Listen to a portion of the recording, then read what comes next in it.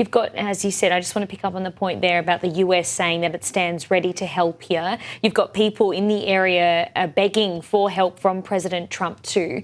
What kind of form do you think that will look like from the US? You know that we cannot predict him. President Trump, it's very hard to say what he's going to do, but he did promise, and he comes off as a man who's a man of his word. We've seen that in the past, that if he says he's going to do something, he will. And he said 6 or 7 times in the past week that if you don't stop shooting the protesters who are only protesting their basic human lives, I'm going to come for you. And he said it in the past 24 hours that he's going to do it. He's going to come and support the protesters. Let's remember, these people in Iran, they're fighting an ideology. They're fighting not only their own fight, the same ideology that leaks out and infects the West. Recently, Australian government has put the Islamic Republic Guard Corps, IRGC, in a terrorist list. Why do you think that is? Because of the terrorist activities they had in the country. So they're a danger to you here too. And just by putting them on a list, they're not going to go away. They're already here. They have children here. So by putting them on a list, they're not going to go away. So help the people of Iran fight the good fight, get rid of this barbaric regime so we can all live in peace. Minoo, how do you see the next weeks playing out? So you see the only solution to this, or regime falling and regime change, as the US intervening, is that correct?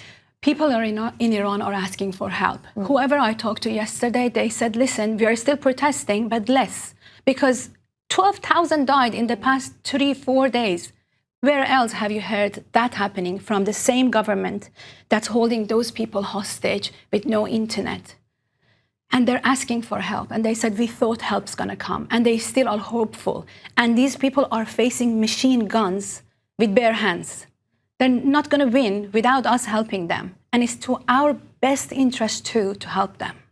There's talk of Reza Pahlavi, and I'm hoping I'm pronouncing that correctly, who's offered to help lead the country's transition if the regime falls. Now, he, of course, is the son of Iran's last Shah.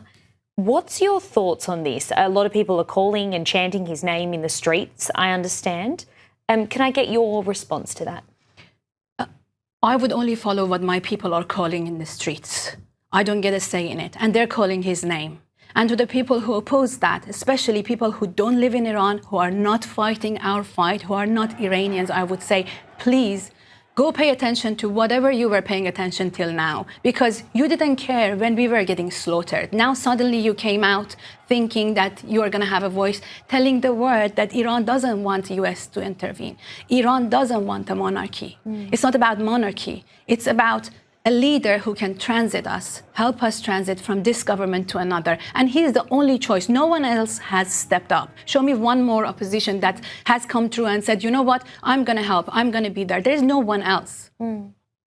There's been this imposed weight of repression, people deprived of their fundamental freedoms. And as I said before, there is no surrender in sight. Thank you very much. We'll leave it there for today. I really appreciate your time. Thanks for having me. We'll speak to you soon. Cheers, Thank you. Of course.